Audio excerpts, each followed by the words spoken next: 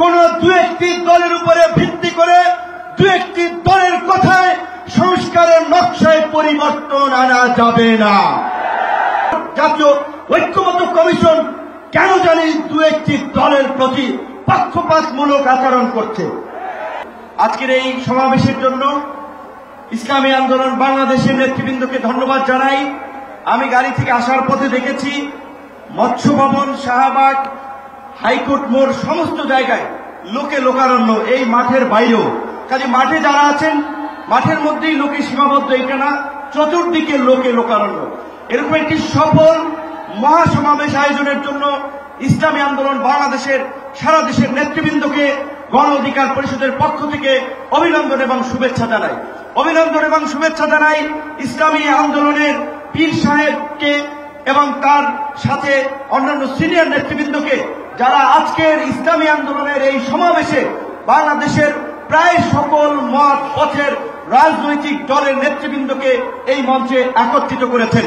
এবং আজকের এই সমাবেশ অত্যন্ত সময়োপযোগী এবং কার্যকর বিষয়ের উপরে ভিত্তি করে নির্ধারণ করা হয়েছে। আপনারা জানেন বাংলাদেশের 24-এর গণ অভ্যুত্থান পরবর্তী রাষ্ট্র সংস্কারের যে জন আকাঙ্ক্ষা তৈরি হয়েছে, শাসনতান্ত্রিক ব্যবস্থার পরিবর্তনের যে রাজনৈতিক এবং জন আকাঙ্ক্ষা তৈরি হয়েছে, সেই আনুপাতিক হারে নির্বাচনের দাবিতে আজকে বোধহয় কয়েকটি দল ব্যতীত সব দলই কিন্তু এই মঞ্চে ইতিমধ্যে হাজির হয়ে এই সংখ্যানুপাতিক নির্বাচনের পক্ষে তাদের দলীয় সমর্থন ব্যক্ত করেছে।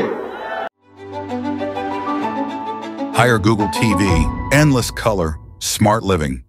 আমরা পরিষ্কারভাবেই সংস্কার কমিশনকে বলতে চাই, সমাবেশ শুধু একটা দলের ডেকেছেন, সবেমাত্র শুরু হয়েছে। ইসলামী আন্দোলন আজকে করেছে, 19 তারিখ জামাত করবে, তারপরে গণ অধিকার পরিষদ করবে। রাষ্ট্র সংস্কার এবং জন আকাঙ্ক্ষার বাস্তবায়নে সমস্ত রাজনৈতিক দলগুলো জনসমাবেশের মাধ্যমে এই সরকারকে তাদের সমর্থন দেখিয়ে দেবে। তাই আমরা বলতে চাই, কোন দু একটি দলের উপরে ভিত্তি করে দু একটি দলের কথায় সংস্কারের নকশায় পরিবর্তন আনা যাবে না। আমি সংস্কার কমিশনে বলেছিলাম, দেশ স্বাধীনের পরে ডক্টর কামাল হোসেনরা বলেছিল আমাদের নেতা শেখ মুজিব, আমরা তো তাকে দেখে সংবিধান নির্মাণ করেছিলাম, রচনা করেছিলাম তাকে এম্পাওয়ার করার জন্য। আজকে সংস্কার কমিশনকে বারবার আমরা বলতে চাই, দু একটি দলকে প্রাধান্য দিয়ে বেশিরভাগ জনগণের আকাঙ্ক্ষার বিপরীতে গিয়ে কোন সিদ্ধান্ত বাস্তবায়নের দুঃসাহস দেখাবেন না। আনুপাতিক হারে নির্বাচন হলে সমস্যাটা কি? কোন সমস্যা নাই। প্রধানমন্ত্রীর মেয়াদ 10 বছরের বেশি না থাকলে সমস্যা কি?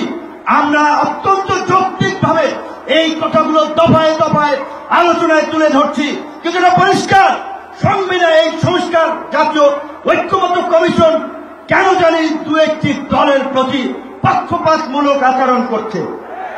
এই পিয়ার পদ্ধতি তাদের এজেন্ডায় বাদ দিয়ে তারা ঘুরাই দিল।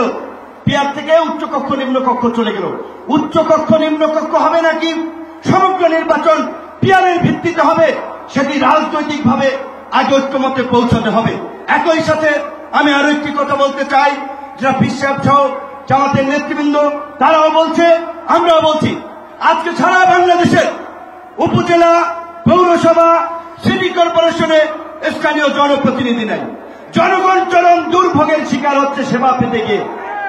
সরকারের উন্নয়নমূলক কর্মকাণ্ড ব্যাহত হচ্ছে এবং 50 বছরের অভিজ্ঞতা, নির্বাচনের পরে রাজনৈতিক দলগুলো এমপিরা মিলে, মন্ত্রীরা মিলে কেন্দ্র দখল করে তাদের নেতাদেরকে পুলিশ প্রশাসনকে দিয়ে জেতায়।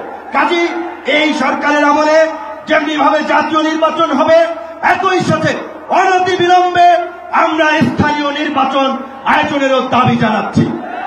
সবাই ভালো থাকবেন। আসসালামু আলাইকুম।